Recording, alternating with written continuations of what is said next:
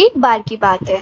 धरती के सबसे पुराने जंगल घनघोर वन में एक गांव बसा था, जहां बच्चे जंगल के अंदर अकेले जाने से डरते थे, क्योंकि कहा जाता था कि वहां कोई चीज है जो बच्चों की आवाज चुरा लेती है। लेकिन 9 साल का तारू उन बच्चों से जैसा नहीं था। वह बहुत जिज्ञासु था, थोड़ा अकेला और हमेशा अपने सवालों से परेशान करता था सबको। उसके मन में एक ही बात घूमती रहती थी, कभी कुछ नया होता क्यों नहीं है।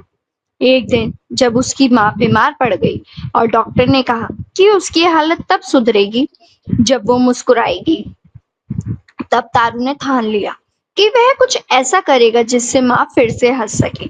और तभी उसे याद आया, गांव के पीछे वाले जंगल में एक पुरानी गुफा है जिसे सब हड्डियों की गुफा कहते हैं।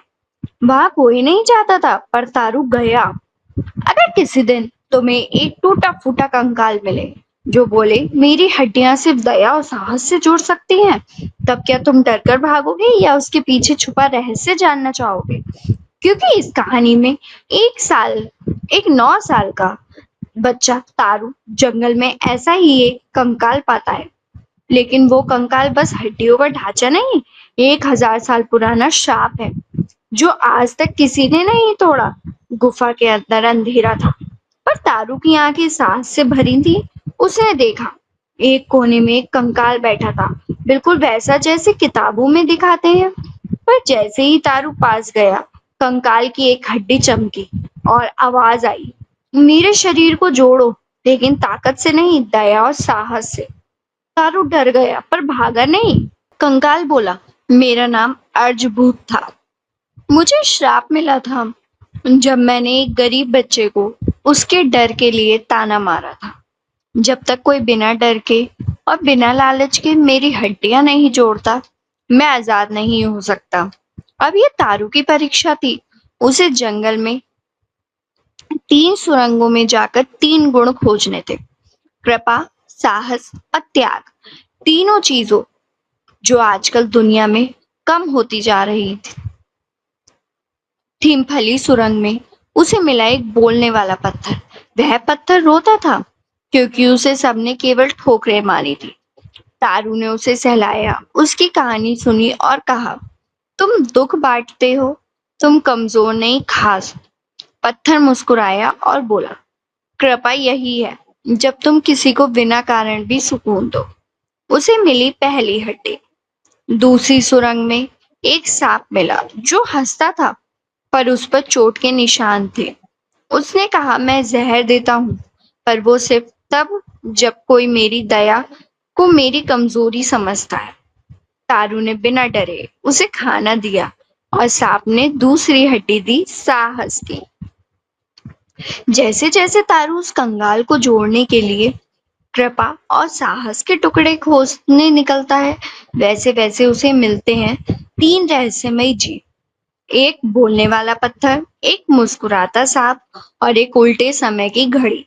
लेकिन जब वो तीसरी सुरंग में पहुंचता है, वहां से वापसी की कोई राह नहीं और उसे एक ऐसी परीक्षा देनी पड़ती है जहां उसका डर ही उसका सबसे बड़ा दुश्मन बन जाता है। तीसरी सुरंग में वह पहुंचा तो वहां सब कुछ उल्टा था। पेड़ नीचे उग रहे थे, समय उल्टा चल रहा था। वहां एक घड़ी थी जो कहती थी, तुम्हें अपने जीवन का सबसे बड़ा डर बताना होगा, बिना छिपाए। तारू की आंखें भर आईं और उसने कहा, मुझे डर है कि मेरी माँ कभी ठीक नहीं होगी। मुझे डर है कि मैं अकेला रह जाऊंगा। और बस घड़ी चमकी, तीसरी हड्डी उसकी हथेली में थी, त्याग की। वो भागा भागा गुफा में आया और एक एक हड्डी जोड़ने लगा। अब अंतिम हड्डी रखी। कंकाल रोने लगा और बोला, मैं मुक्त हूं, लेकिन अब मेरी शक्ति तुम्हारी है।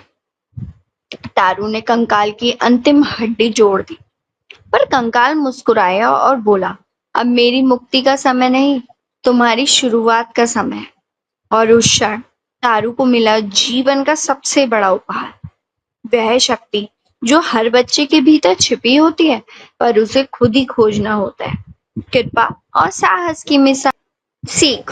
कभी भी किसी की स्थिति देखकर उसकी कहानी का अंदाजा मत लगाओ। क्योंकि कुछ टूटी चीजें सिर्फ दया और साहस से ही जुड़ती हैं, ताकत से नहीं। तारू घर लौटा। उसकी माँ मुस्कुराई। पहली बार उसकी कहानी गांव में फैल गई। अब बच्चे डरते नहीं बल्कि पूछते हैं, क्या हमें भी कोई कंकाल मिलेगा? और उस दिन के बाद गांव के बच्चे साहसी, दयालु और त्यागी बन गए, क्योंकि उन्होंने सीखा कि जीवन में हर डर के पीछे छुपा होता है एक मोती, जो सिर्फ उन्हें दिखता है जो सच्चाई से उसका सामना करते हैं। इस कहानी से हमें क्या शिक्षा मिलती है, तो सुनिए। क्या शिक्षा मिलती है? कभी किसी को कमजोर मत समझो। हो सकता है उसकी चुप्पी में एक तूफान छुपा हो, और उसकी टूटी हड्डियों में एक कहानी जो तुम्हें इंसान बना दे। अगर ये स्टोरीज आपको YouTube चैनल पर मिल रही हैं तो प्लीज हमारे चैनल को सब्सक्राइब कीजिए एंड शेयर करना मत भूलिएगा। साथ ही साथ आपको यही वीडियोस हमारे फेसबुक पेज पर मिल रही है तो प्लीज हमारे पेज को भी फॉलो करिए एंड शेयर करना मत भूलिएगा। आप सभी का बहुत बहुत धन्यवाद।